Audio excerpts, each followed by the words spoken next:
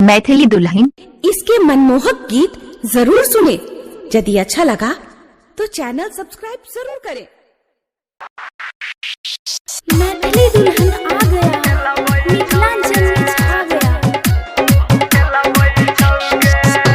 Presented by Maa music recording studio Ladania.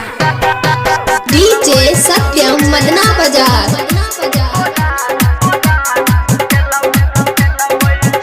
Kumar में जगलिया mobile सैया तोहर चलबै छौगे। कुमार में जगलिया मोबाइल सैया तोहर चलबै छौगे। आ हमारा से भेलौ जे बेटा तोरा ससुर तोहर खेलबै छौगे। आ हमारा से भेलौ जे बेटा तोरा ससुर तोहर खेलबै छौगे। से भेलौ जे बेटा तोरा ननदी तोहर खेलबै छौगे।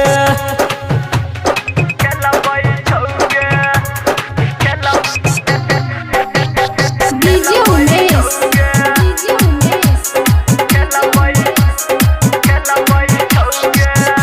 कि केलक हन काम तू छौरी के कि ससुर में। डीजे सत्यम मदना बाजार।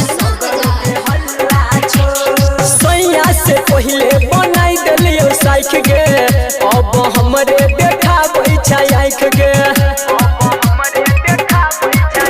हे सैया से पहले बनाई दिलियो साइक गे, अब हमरे देखाबै छै आँख गे।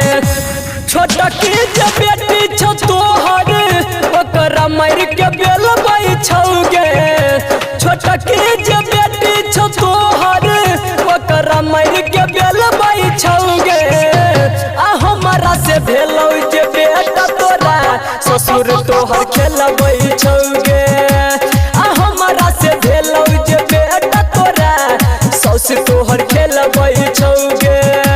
आ हमारा से भेलौ जे बेटा तोरा ननदी तोहर खेलबै छौगे।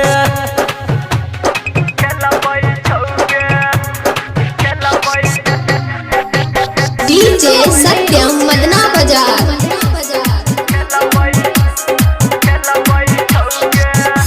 कि केलक हन काम तू छौरी के कि ससुर में हल्ला सगरो के हल्ला छो।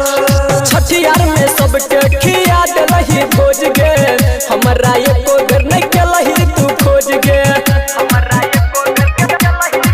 ए गई छठियार में मनुआ के खिया देलही भोज गे, हमरा एको बेर नहीं केलही तू खोज गे।